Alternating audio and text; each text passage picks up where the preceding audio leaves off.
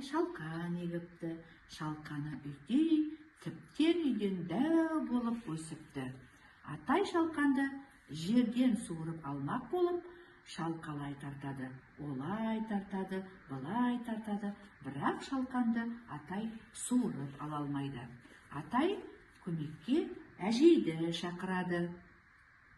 Әжей атайдың белбеуінен ұстайды да, атай шалқанның желігінен ұстайды.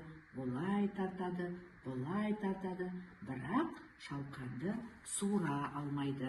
Әжей немере қызын шақырады. Немересі әжейдің белінен ұстайды. Әжей атайдың белінен ұстайды. Атай шалқанның желігінен ұстайды. Олай тартады, былай тартады, бірақ шалқанды суыра алмайды.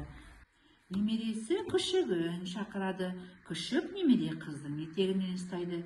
Немересі әжейдің етегінен ұстайды. Әжей атайдың етегінен ұстайды. Атай шалқанның желегінен ұстайды. Шалқанды әрі тартады, бері тартады, бірақ шалқанды суыра алмайды. Күшік мысықты шақырады. Мысық күшіктің құйрығынан ұстайды. Күшік немере қыздың бұрымынан ұстайды. Немере қыз әжейдің белінен ұстайды. Әжей атайдың белінен ұстайды. Атай шалқанның желігінен ұстайды.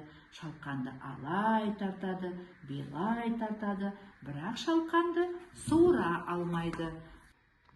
Енді мысық тышқанды шақырады. Тышқан мысықтың құйрығынан ұстайды. Мысық күшіктің құйрығынан ұстайды.